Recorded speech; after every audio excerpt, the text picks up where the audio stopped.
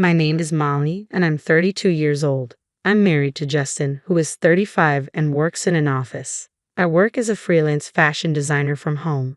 My career started with many small, exciting projects, but it wasn't until I landed a significant project with a substantial paycheck that things really changed. This opportunity allowed Justin and me to move into a luxurious high-rise apartment, something I had always wanted. Since I was the one who had dreamed of living in such a place, I agreed to cover the monthly rent myself. Justin was thrilled about the new apartment, and I thought our future together looked bright. I couldn't have anticipated what was about to happen next. One day, Justin brought his 65-year-old mother, Betty, to our place. Her husband had passed away 3 years ago, and she had been living alone since then. "Hi, Molly," Betty greeted me. "Hi, Betty, it's been a while. What's going on?" "Well," Justin began awkwardly, "she wants to move in with us." "Why?" I asked, surprised. Justin explained that Betty's house was deteriorating, and she wanted to move to a better place. She didn't have much money, so she hoped to stay with us temporarily. I understood the situation but wasn't thrilled about it. Our apartment was a haven for just the two of us, and Betty, whom I barely knew, felt like a stranger. I was reluctant to have her join us. "Please," Justin said, taking my hands. "Her house is falling apart. I promise I'll urge her to find a smaller, newer place as soon as possible." Reluctantly, I agreed, thinking it would only be for a short while. A month later, Betty moved in.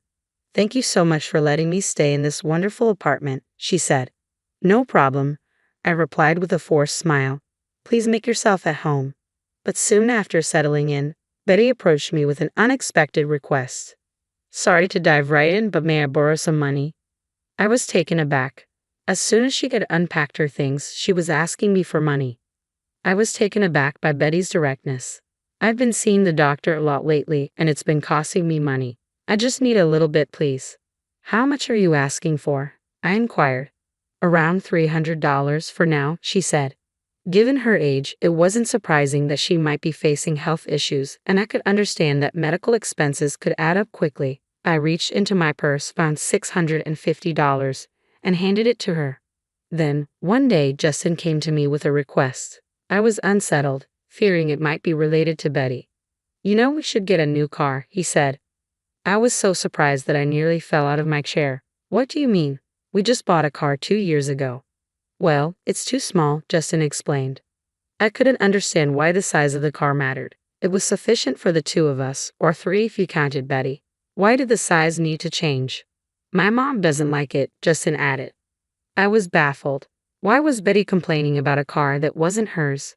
"She wants a more luxurious car, like a Mercedes," Justin said.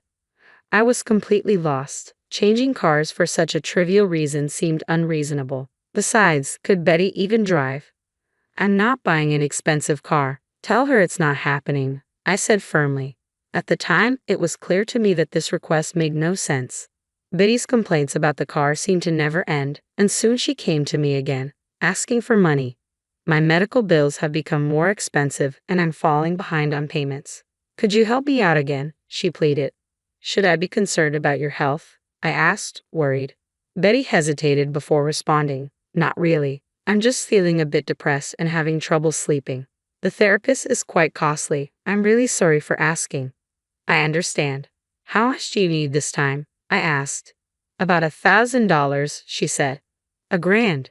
I was taken aback. The amount seemed excessive for therapy, though I wasn't well versed in the costs. "I'm sorry," I said, "but my insurance only covers a limited number of sessions fully, and after that, I have to pay half of the charges." "I see," Betty replied. "I'll get it by tomorrow."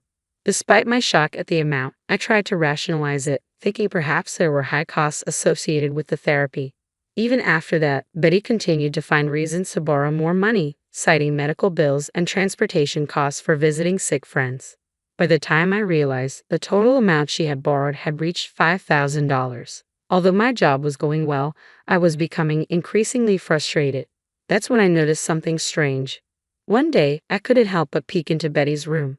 To my shock, I found designer bags and wallets neatly displayed on a shelf. I was stunned. How could she afford such luxurious items when she claimed to be struggling financially? She had borrowed so much money from me. yet her room was filled with expensive goods. I grew increasingly suspicious of the medical bills she'd been asking for. A month later, Betty approached me again, asking for more money with no hint of remorse. "Can you please wait?" she said casually. I decided it was time to confront her. I called Justin, who seemed unaware of the situation. "I need to ask you about Betty," I said. "What exactly is she using the money for?" "What's going on, Molly?" Justin asked, clearly confused. Betty mumbled something about therapy sessions and prescriptions, but I pressed further. "And what about the designer clothes, bags, and other items? Are you really seeing a therapist?" "Of course," Betty replied, but her hesitation was clear. "If that's the case, show me the receipts. You must have them, right?" I demanded. Cornered by my questioning, Betty was at a loss for words. It became evident that she wasn't using the money for her well-being but for something else entirely.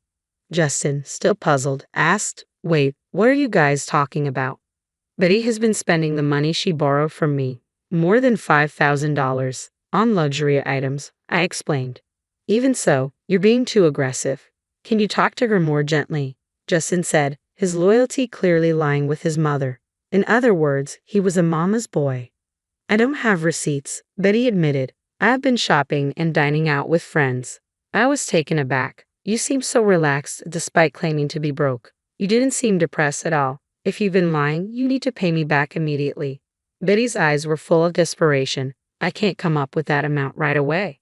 Frustrated, I pointed to the designer items in her room. "Sell all of those things. If you can't, then move out." Justin, ever the defender, intervened. "Hey, you're being unfair. She deserves a little luxury too."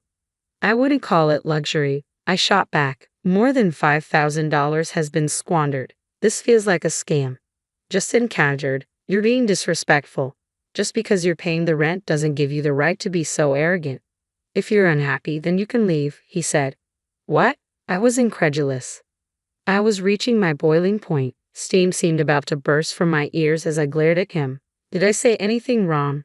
You're the one who brought Betty here in the first place. You do nothing but lounge around at home. Thanks to you, I'm stuck living with this mess. You're so condescending, it's infuriating." "Get out now," I snapped. Rage consumed me. "Fine. Don't regret this," Justin said, grabbing only the essentials and leaving the apartment. I found a new place quickly. As a remote worker, I could do my job from anywhere. I wasn't fixated on living in a high-rise as long as my new home was comfortable. So now, what was next? I had no intention of returning to that place. I had been covering the rent on my own, and I assumed Justin had no interest in taking over.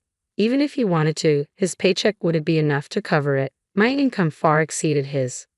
I consulted with a realtor who had assisted me before. I explained that, due to personal reasons, it had become very difficult to manage the monthly rent. Although I could technically afford it, I chose to downplay my situation. "I'm sorry to hear that. What would you like to do?" the realtor asked. I asked for his help with the situation. One day, while I was working, I received a call from Justin. "What's going on?" I answered, puzzled. "Why didn't you tell me?" Justin demanded. "I was told to move out because the lease was canceled." "Yes, I asked the property agent to break the lease," I explained. "Since I don't live there anymore, I don't see why I should continue paying the rent." "But my mom and I still live there," Justin protested. I was stunned. "What? That's absurd. I don't live there, so why should I keep covering the apartment? If you're in trouble, you should talk to your mom and maybe sell some of her things to raise the money," I suggested. I was incredulous and frustrated. It seemed Justin's sense of entitlement had no bounds. I spoke with a hint of sarcasm. "Well, you were the one who wanted to live in a high-rise. If you're not ready to move, why don't you take over the lease yourself?" "Oh wait, you probably can't afford it with your salary." Justin seemed at a loss for words. You should be able to manage a modest apartment. So go ahead and deal with it. Move in with your mom." "Are you kidding me?" I retorted. "My mom has already used up her savings from selling her house. I don't have any extra funds myself. How do you expect me to find a new place?" "That's not my problem," he replied. I couldn't understand how he still had no savings when he had been relying on my income. The entitlement and irresponsibility of both him and his mother were astounding. "You've brought this upon yourselves with your foolishness," I said. "From now on, figure it out on your own." "Are you saying we should be homeless? You're still my wife," Justin pleaded. I've told you. Figure it out elsewhere. I'm done with this. Goodbye. I hung up the phone. A few minutes later, my phone rang again. It was Betty. Mally, I'm really sorry, she said, her voice trembling. I will pay you back, so please don't kick us out. Her tearful plea surprised and saddened me. I didn't want to lecture her, but I felt I needed to explain. You should live within your means. If you only have a small retirement income, you should adjust your lifestyle accordingly. If you want a higher standard of living, you need to work for it. I knew the harsh reality as a freelancer. If I wanted a certain quality of life, I had to work hard and earn it rather than relying on others. I understand, Betty said. I'm sorry. Please don't let us end up on the street. I'm sorry, I replied, my voice softening. But you need to manage your finances better. The apartment had already been leased to someone else. You really need to move out, I told Betty coldly. This is a matter of regulation. I ended the call with finality. Later, the realtor informed me that Justin and Betty had pleaded with him to keep the lease, but he told them that a new tenant was moving in soon and they had to leave. Even if they had stayed, Justin's salary would have been swallowed up by the rent, leaving them unable to afford anything else. It was absurd for them to expect me to continue supporting their living situation while Justin relied on me. His outbursts had pushed things past the point of no return. I was frustrated and resolved that this was the end. Justin and Betty were left without an apartment and were moving from one motel to another because they couldn't afford the broker's fee or deposit, and no one was willing to be their guarantor. Betty had worked only briefly, so her Social Security payments were minimal, and they were struggling even to eat. I felt they had brought this upon themselves. On my end, I secured another major project and became more financially stable. Looking back on our marriage, I realized that depending solely on a partner, financially or otherwise, is unsustainable. It leads to significant pain when things fall apart. Justin and I separated for a while and eventually divorced. Our feelings had cooled, and there was no reason to stay together. Now that we're estranged, I feel a sense of relief. If I were to marry again, I'd be more discerning. The divorce taught me valuable lessons about life and relationships, and I plan to take my time finding the right partner.